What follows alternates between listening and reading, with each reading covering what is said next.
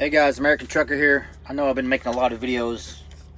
I think I make 4 or 5 or 6 maybe just in the last 2 days since I've been back. I haven't made a lot of videos several weeks before that, so I guess I actually have a few ideas in my head, and then sometimes things just come up like this one right here that I want to make a video about and talk about turning down a load. Now, I normally do not turn down very many loads here working for Prime. I don't need to. I feel like majority of the time, and I've turned down even less loads in this market that we're in right now. This is April 23rd of 2023. Freight is just slow this week so far. This is Sunday, and I started on Wednesday, and between the two loads it was only about 850 miles. So I only drove about 850 miles since Wednesday morning, and so my revenue is definitely not going to be there. Now, the load I'm on right now is going to help for 2 reasons. But first, let me talk about the first load. I started off on Wednesday. It was, like I said, it was 300 miles or something like that, 350 miles maybe, or something like at 268 per mile. But it just had too much time between the pickup and the delivery. So that time's sitting, you're not making any money. I don't like to drag it out. Sometimes I like to relax on a load, sometimes, but most of the time I like to burn it up, and then maybe once a week I get a nice, good, relaxing load where I'm sitting for 10, 15 hours, on top of my 10-hour break or something like that, maybe. Or I can, take my time over 2 days if it's a load that's what I did Wednesday. I just really took my time on that load because I had plenty of time to get there. But the second load I picked up on a Thursday evening, and they let me pick it up. No, I have to look. I think it was a Thursday evening, and then it didn't deliver. No, Friday. I picked it up Friday morning. It was supposed to be ready Friday evening at 1600, but I got there early because it was a spot trailer, and I got it at like 9 o'clock in the morning. But it didn't deliver until Sunday, which is this morning at 7:45. And it was only 500 and some miles. So again, too much time for me. That's a 1-day trip for me easily. I just started back off home times, second load, so I had plenty of hours. I wasn't sure nothing. But anyways, I took my time, got here, got some gym in, all that good stuff. Did a little bit of shopping. But oh yeah, so this week so far, I've only got 2 loads, like $2,500. Now that $2,500, like I said, it was only about 850 miles, so I've done good on fuel. This second load I'm on now paid like $3.30 per mile, which I'll take that all day long. I'm happy if it's even close to $3 a mile. So when I got this load, it was $3.30 a mile. I was like, it's too much time on it, but I'll save on fuel, and I'll just take another relaxing load back to back, I guess, and chalk it up that this weekend probably won't be that good, to be honest with you. But I'll tell you what it is, no matter what, good or bad, on payday. But what's helping me on this load, this is Sunday, and the way freight is right now, I was supposed to deliver at 7:45 Sunday this morning, and I just now got in the dock door, and it is, I think it's like 2 o'clock now.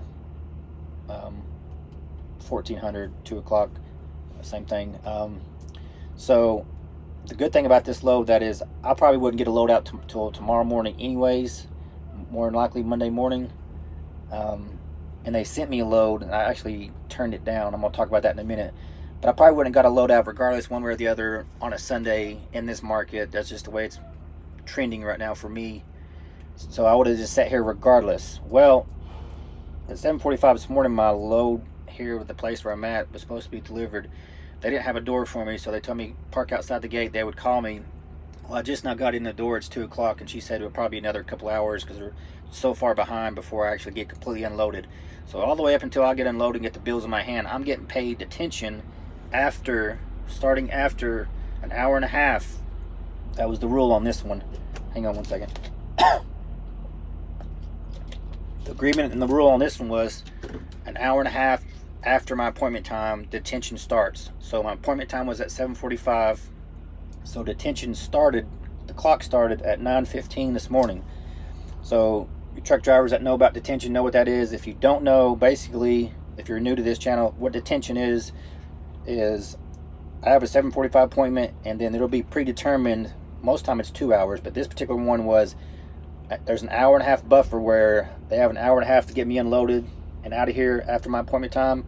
But if I'm not, for whatever reason, like they didn't have a door ready, they got to start paying me per hour. That's something that Prime and their, the company that I'm delivering to, that's something they work out. So bottom line, appointment was at 7:45. They have an hour and a half grace period to have me done before that start paying the detention pay. And the detention pay on this one is $60 per hour. Actually, I think the way it read was $15 per 15 minutes, which is $60 per hour, or $1 a minute, however you want to figure it up. But they do it, I guess, 15-minute increments. Maybe that's why they worded it like that. But basically $60 an hour since 9:15, and it's 2 o'clock right now, and it's going to be another couple hours probably before they're finished, they said. So I would have been sitting here regardless. If they got me in on time, got me unloaded in 30 minutes, I would just parked at a Planet Fitness somewhere or truck stop and rest area or whatever, and I've just been sitting there all day doing nothing, waiting probably to go back out tomorrow on a load. But instead, because they're running behind, worked out for me because they're paying me $60 an hour to sit here and make videos on my phone and stuff like that. So that worked out good so far. So the longer they want to drag this out, till 7 o'clock tonight, I'm happy with that. I think there is a cap though. It's like $600 is like the cap, but anyways, so now the load, I want to talk about the load. I normally don't turn down loads. I really don't, especially not in this market. You can't really afford to, but if they just don't make sense to me, the way I like to run things, if just one or two things I don't, doesn't make sense, but everything else does, I'll just usually go ahead and take it. But you got to be careful for guys that telling you that they only take loads because they don't want to go certain places. But sometimes you take that bad paying load, but where you're going to end up at might be a great paying load coming out. So sometimes they got to send you on a bad paying load to get you somewhere that pays better coming out. But anyways, there's plenty of videos on that. But some guys they think they can only stay in and go back and forth between the great paying loads, and then that just don't always happen. But anyways, there's several reasons on this load that I said I can't do it. I'll have to see. Let me know if you got something else, but I can't do this one, unfortunately. So the first thing was, this is a hazmat load that they asked me if I wanted to take, and so I got my hazmat. Most people at Prime, I don't think they do have hazmat. You don't have to have a hazmat to come here. It's just that if you're in a market like this, other than this load I'm talking about, it could help you out. If that's the only load around to get you out of there, to get to a better place, then that comes in handy. So I don't pull very many hazmat loads. I think the first year I leased with Prime, I might have pulled 7 or 8 hazmat loads, but actually since I've been back, this is like I pulled 2 already, and this is the third one they tried to ask me if I wanted to take, and it just didn't make sense. So if hazmat load, the way I see it is, I paid for my hazmat. I do an extra test, not a big it's not a big deal, it's not hard or anything, but my risk goes up when I run a hazmat load, right? You put those placards on your trailer, DOT's looking at you extra hard. It's like a big bullseye on your truck for to get pulled over for any reason or whatever, because they know you have hazmat.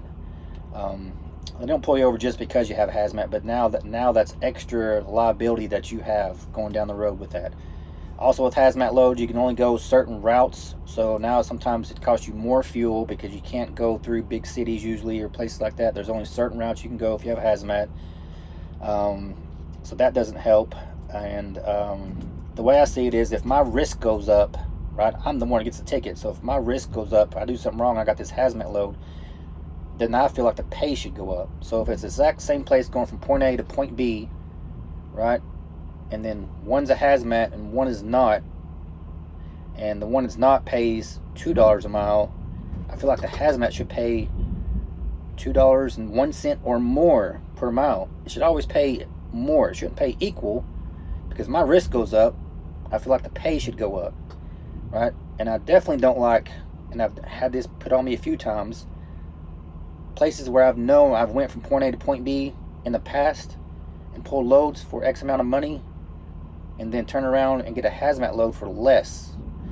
Now this economy, that's hard to say what's less and what's not.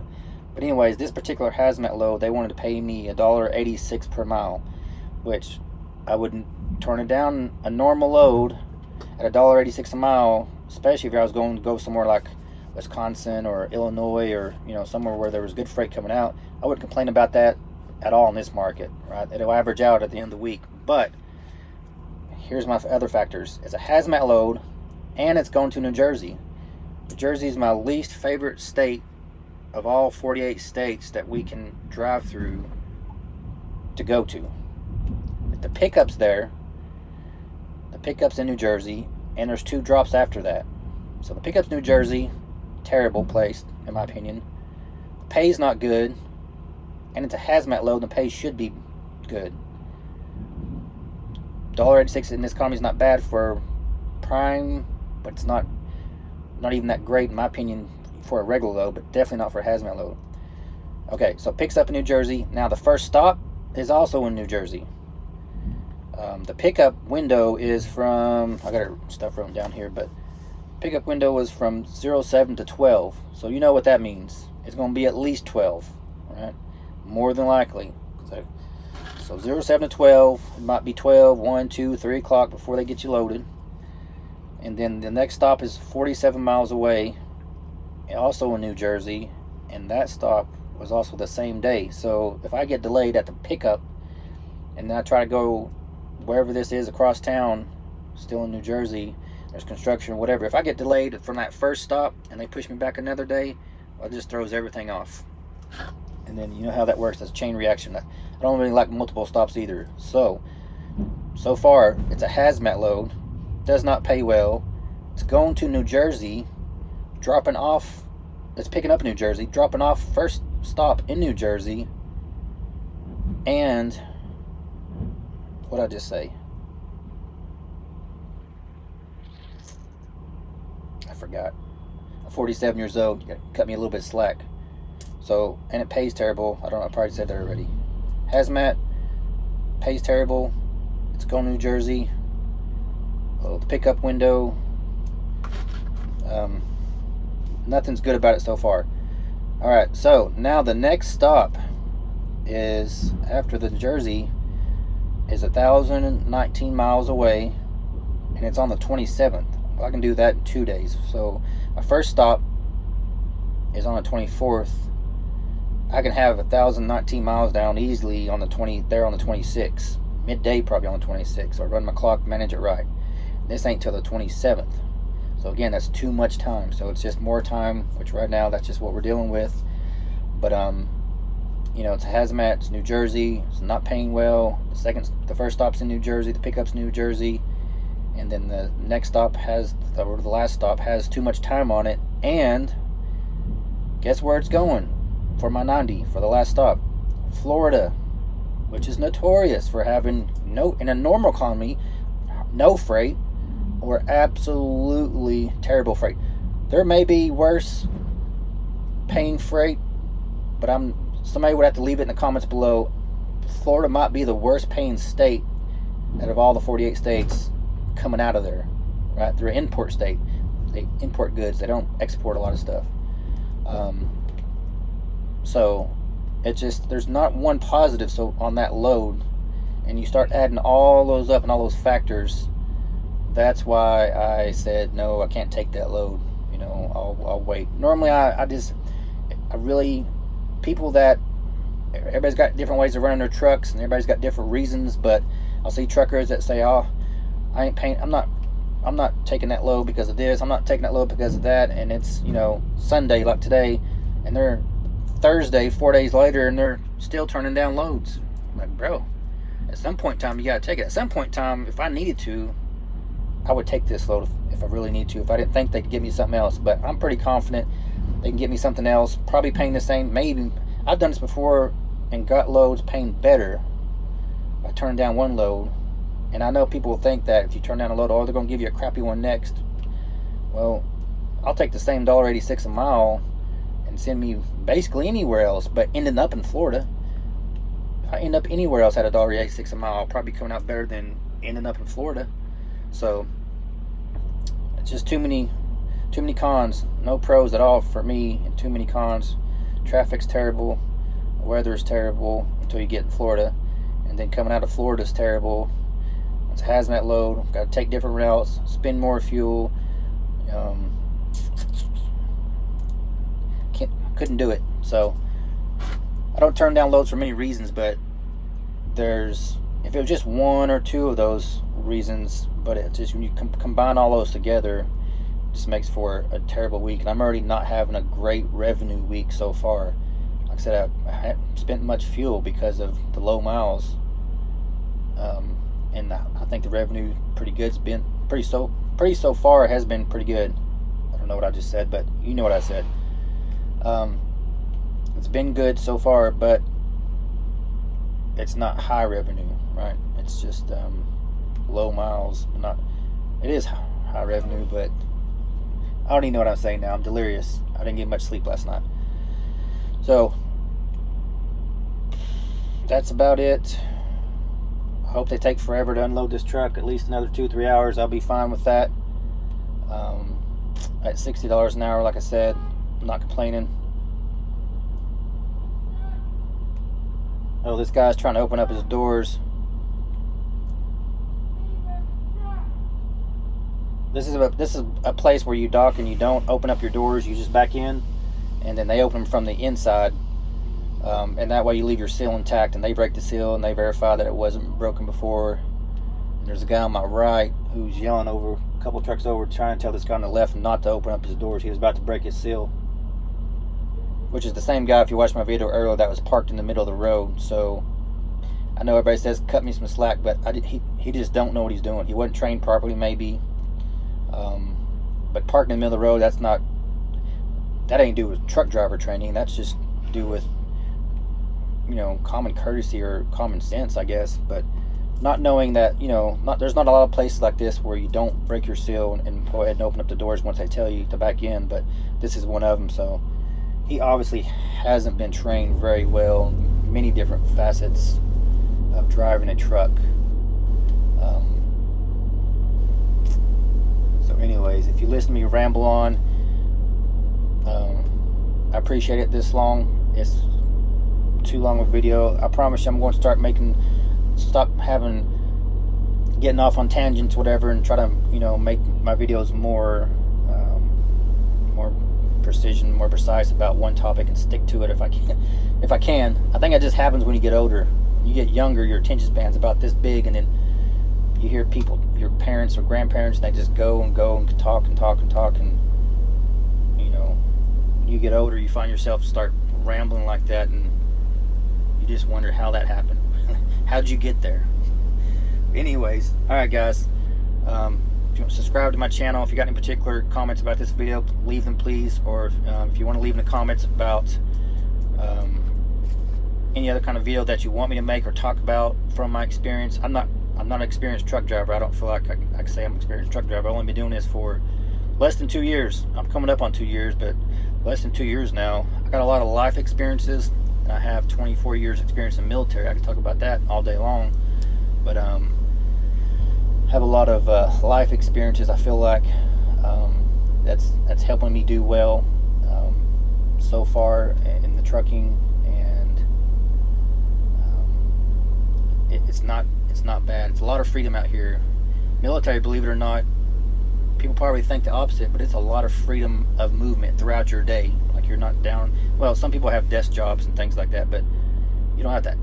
You're not like at a factory. You gotta raise your hand, like, hey, I stopped the assembly line, or can I get somebody to fill in for me? Like, I need to go use the bathroom. Stuff like that. I mean, the military is a different animal. How we run things.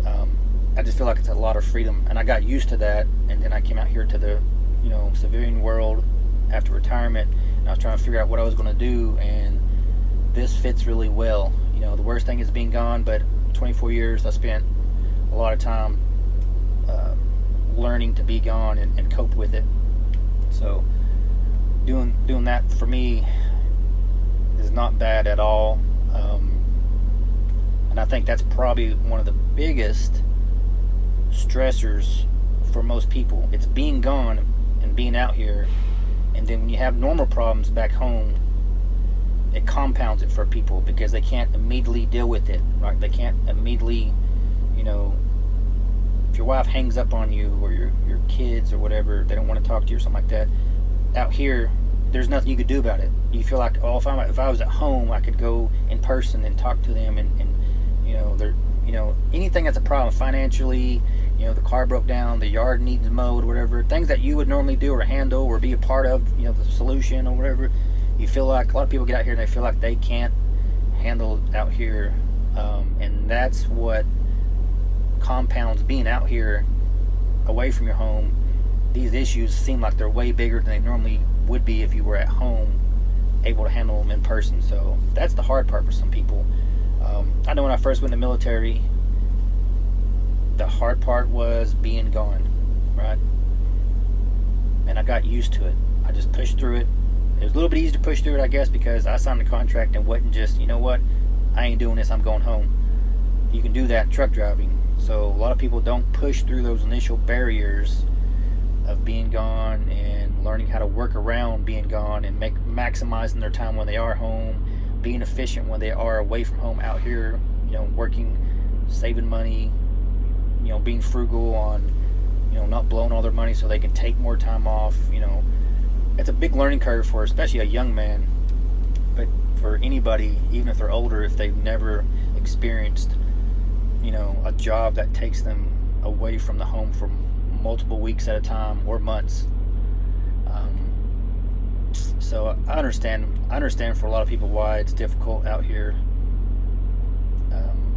It's just, I guess my time in the military has almost prepared me for this, way more than a lot of people. So I feel for some people that don't understand that about truck drivers. Why do truck drivers quit, job hop, this or that? They're trying to look for something, better pay. Of course, that's always a big, lure for some people, but they think if they switch to a different company a lot of times that things are just going to be dramatically better. Their life, their situation is going to be dramatically better, and usually it's just very tiny adjustments. And some things may be better at a different trucking company, but some things may be worse, and they don't know that till they get there. And then now they're mad that they left their company, and they wish they would just stay where they were at. And it's just, it's a snowball effect. So it's a mental game out here, big time. It's a physical game too, because you've heard me talk about that a lot on my channel. Sitting there and just snacking, eating, gaining weight, not working out. But it's probably, in my opinion, more of a mental game for most people than anything. So mentally, you got to have your headspace right, and you got to figure something out if this is going to be for you or not. Don't invest a bunch of money into this. If you first come out here, just invest a lot of heart and a lot of learning to push through your barriers and more than you have before in the past. If you think you want to give this a real shot, if you quit within 3 months, I don't feel like you really gave it a real shot unless you've got some kind of family emergency.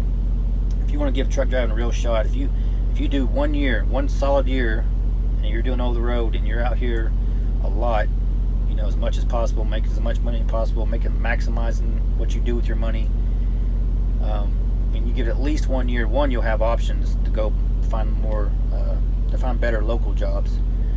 But two, those first 3-6 months, those are rough. Those are the roughest for some people. You start to get little by little, get used to it. Usually, you push through those barriers. It gets a little bit easier, I guess you could say. Now I'm definitely rambling. I'm looking at the clock. It's almost 25 minutes. So, all right. I'll work on not going off on a tangent, getting on a stump speech. But leave a comment below. Subscribe, like or dislike. Tell me if you ever turned down any loads and what were the reasons that you turned them down.